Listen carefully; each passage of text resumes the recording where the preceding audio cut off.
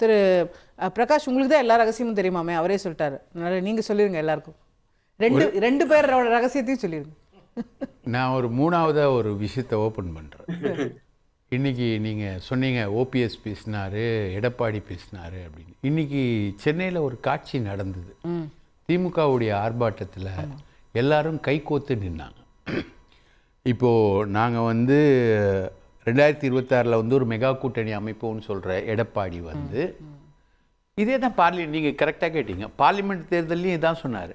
அப்போது நம்மெல்லாம் என்ன நினச்சோம், ஏதோ ஒன்று பெருசாக இவர் வச்சுருக்கார் போல இருக்குது, ஏதோ ஒரு பெரிய ரகசியம் வெளியில் வரப்போகுது போல இருக்குது அப்படின்னு தான் நானும் அப்படி தான் நினச்சேன். ஆனால் இன்னைக்கு ஸ்டாலின் பண்ண அந்த ஸ்டண்ட் மாதிரி எல்லார் கையும் பிடிச்சி தூக்கி நின்று, இன்க்ளூடிங் வேல்முருகன் வரைக்கும் எல்லாரையும் பிடிச்சி தூக்கிட்டு நின்ன மாதிரி விஜயால் பண்ண முடியுமா? ஸ்டாலினால் எடப்பாடியால் பண்ண முடியுமா? பண்ணிட்டா அண்ணாமலையால் பண்ண முடியுமா? இன்னைக்கு அட் ப்ரெசன்ட் ஸ்டேஜ் இன்னைக்கு யாருமே ஒன்றா இல்லையே, ஒன்றா இல்லைல்ல. அப்போது இன்னைக்கு லெவலில் திமுக கூட்டணி வலுவாக இருக்குது, ரைட்டா? அதை எதிர்த்து போராடுறவங்க 3 முனைகளில் நிற்கிறாங்க. 3 முனைகளில் இவங்க நிற்கிறாங்க, செதறி நிற்கிறாங்க. சீமானை சேர்த்தா 4 முனையில் நிற்கிறாங்க. சீமான் எப்போவுமே வரமாட்டேன்ட்டார். அவர் எப்போவுமே பர்மனண்ட், ரைட்டா? அப்ரெண்டிஸ் மாதிரி, நாட் கன்ஃபர்ம்டு, அந்த மாதிரி இருக்கக்கூடிய ஆள் அவர். அப்போ இந்த 3 முனையில் நிற்கிறவங்களும் செதறி நிற்கிறாங்க. இப்போ விஜயோட கூட்டணி வைப்பாரா எடப்பாடி? இது ஒரு $1 மில்லியன் கொஸ்டின்.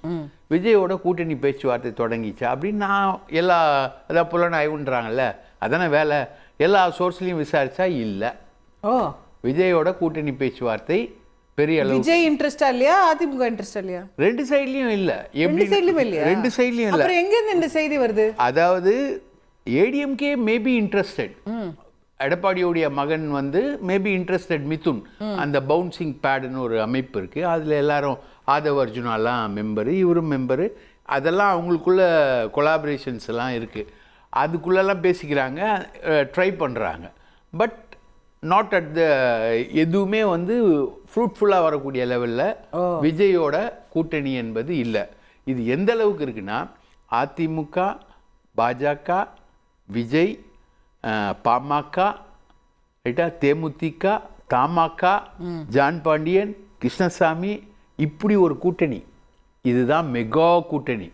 அதாவது இப்போ இருக்கிற NDA plus ADMK plus Vijay, ADMK plus Vijay, இதுதான் வந்து டிடிவி ஓபிஎஸ்லாம் அவங்கெல்லாம் வந்துருவாங்கல்ல. பிஜேபி என்டிஏ தான் இப்போ இருக்கிற என்டிஏல டிடி வந்துருவாங்க. அதை இபிஎஸ் சேர்த்துக்கணுமே.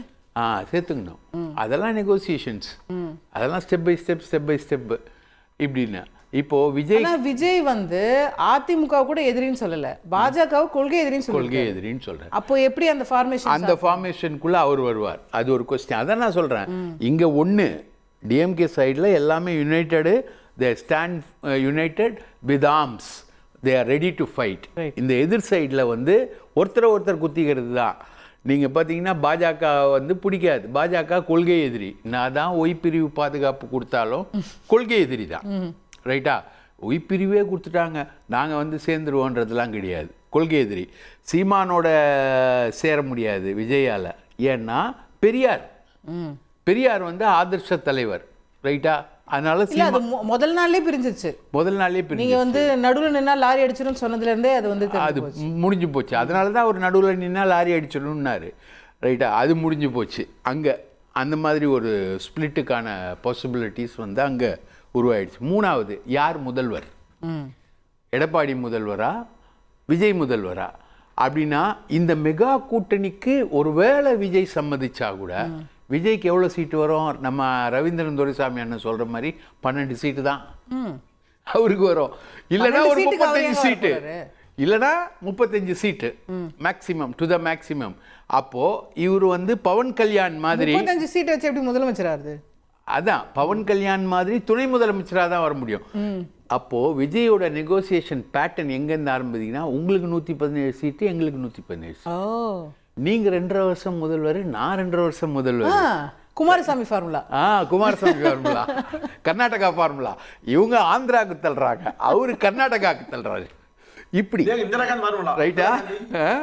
கலைஞர் இந்திரா காந்தி கலைஞர் கலைஞர் இந்திரா காந்தி ஃபார்முலா 50-20-20 ரைட், அப்படி கூட வச்சுக்கலாம். கலைஞர் தான் அதிகமாக சீட்டை தியாகம் பண்ணான்றதை அவர் பதிவு பண்ணுறாரு. ஓகே ஃபைன், அது வந்து என்ன காரணம் அது கலைஞருக்கு தான் தெரியும், எனக்கு தெரியாது. அந்த மாதிரி ஒரு ஃபார்முலா. ஸோ இப்படி ஒரு ஃபார்முலா, இப்படி தான் நெகோசியேஷன்ஸ் இருக்கு. எந்த அளவுக்கு இந்த நெகோசியேஷன்ஸ் போகும்னு தெரியல. இதுல பிஜேபி வந்து ரெட்டையிலேயே பிடிச்சி வச்சிருக்கு.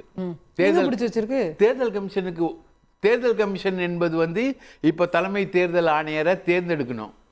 ரைட்டுங்களா? போட்டாங்களா? ஓகே, நியூஸ் வந்து ஞானேஷ்குமார். ஓகே, அந்த அளவுக்கு வந்து விஷயங்கள் இருக்கு. தேர்தல் ஆணையம் என்பது வந்து சின்னத்தை மட்டும் தீர்மானிக்கிறது இல்லை, எல்லாத்தையுமே தீர்மானிக்கிறதுன்றது உயர்நீதிமன்றத்தோட ஆர்டர். அந்த அடிப்படையில் தான் நீங்கள் வந்து ஒர்க் பண்ணோம் அப்படின்றது தான். ஸோ அப்போ வந்து தெரிந்தோ தெரியாமலோ பொங்கலூர் மணிகண்டன் ஏற்றுக்கொண்டோ ஏற்றுக்கொள்ளாமலோ பிஜேபிக்கு ஒரு அதுக்குள்ளே இருக்குன்றத வந்து அரசியல் தெரிஞ்ச எல்லாருக்குமே தெரியும். ஸோ அதுதான் அண்ணன் ஓபிஎஸ் சொல்லக்கூடிய ரகசியம். ஈரோடு கிழக்கு தேர்தலில் ஏன் போட்டி போடல? ரெட்டையில கிடைக்காது. போன தடவை ஈரோடு கிழக்கு இப்போ அடுத்த சட்டமன்ற தேர்தலில் கிடைக்காது. அந்த மாதிரி ஒரு சிச்சுவேஷன் இருக்கு. ரைட்டா? அஃப்கோர்ஸ் பிஜேபி ரொம்ப வீக். கூட்டணி வச்சுட்டா கேளுங்க, பிஜேபி ரொம்ப வீக்காக இருக்குது, மைனாரிட்டியாக இருக்குது. அதால் அது பிரச்சனைங்களையே சமாளிக்க முடியல. மும்மொழி திட்டத்துக்கு தர்மேந்திர பிரதான் ஒருத்தர் உளறி என்ன பண்ணிட்டாரு, ஃபுல்லாக தமிழ்நாட்டில் இருக்கக்கூடிய இந்தியா கூட்டணி, எடப்பாடி சொன்னார்ல பாஜக நல்லா ஜெயிக்குது, இந்தியா கூட்டணி தோக்குது, அந்த அளவுக்குலாம் இல்லைன்னார்ல, தமிழ்நாட்டில் இருக்க இந்தியா கூட்டணியை தர்மேந்திர பிரதான் உசுப்பேத்திட்டார். அவங்கெல்லாம் கை கோத்துட்டு நிற்கிறாங்க, தாரத வீரா போரின்னு வாடா, தாரத வீரா போரின்னு வாடா, அப்படி நிற்கிறாங்க, அப்படி ஒன்றா நிற்கிறாங்க. ஸோ அந்த மாதிரி ஒரு விஷயத்தை அங்கே யுனைட் பண்ணிட்டார். அப்போது இந்த மும்மொழி திட்டத்தை இன்னைக்கு அண்ணாமலை வந்து பயங்கரமாக ப்ராபகேட் பண்ணி பேசிக்கிட்டு இருக்காரு. இவர் இப்படியே பேசிக்கிட்டு போனால் பாமக கூட வராது. பாமக மும்மொழி கொள்கை திட்டத்துக்கு இருமொழி கொள்கையை ஏற்றுக்கிற கட்சி தான் பாமக. பாமக கூட வராது, தேமுதிக வராது, தமிழ்நாட்டில் எந்த கட்சியும் வராது. ரைட்டா? எக்ஸப்ட் பிஜேபி தவிர வேற யாரும் வர மாட்டாங்க. இப்போ பிஜேபி இல்லாமல் நீங்கள் சொல்கிற ஒரு மெகா கூட்டணி அமைய வாய்ப்பு இருக்குல்ல? வாய்ப்பே இல்லை. பிஜேபி பண்ணலாமே. வித்தவுட் பிஜேபி வந்து நீங்க பண்ணலாம், நீங்க ஆசைப்படலாம். அதிமுக, விஜய், பாமக, தேமுதிக, நீங்க சொல்ற ஜான் பாண்டியன், எக்ஸெட்ரா எல்லாருமே வந்துடலாம். நீங்க சொத்து இவருக்கு கொடுக்கலாம், இவர் வந்து காசு கொடுக்கலாம், ஆனா அது ரெஜிஸ்டர் ஆகாது. ரெஜிஸ்டர் ஆகாது ரெஜிஸ்டர் ஆஃபீஸில். ரைட்டாக செல்லாது. நீங்கள் வந்து கொடுக்கலாம், இவர் தான் சொத்து சார், நல்ல சாருக்கு வந்து சொத்தை கொடுத்துடலாம், அவரும் காசு கொடுத்தா மேடம் நல்ல மேடம்னு வாங்கலாம், ஆனால் அது வந்து ரெஜிஸ்டர் ஆஃபீஸில் ரெஜிஸ்டர் ஆகாது. அதுதான் பாஜகவுடைய ப்ரெஷர். ரைட்டா? பாஜகன்றது மத்திய அரசு, மிகப்பெரிய அமைப்பு, அதோடலாம் அவ்வளோ சீக்கிரம்லாம் மோதிட முடியாது. பல ரகசியங்கள் பல பேர் இது அவங்கக்கிட்ட இருக்குது. ஸோ அவங்க ஒன்று ஒன்றா பண்ணுவாங்க. அப்போ பிஜேபியோட அட்டாக்கு வந்துடும்போது விஜய் எப்படி எதிர்கொள்வார்? விஜய் வந்தாருன்னா பிஜேபி எப்படி எதிர்கொள்ளும்?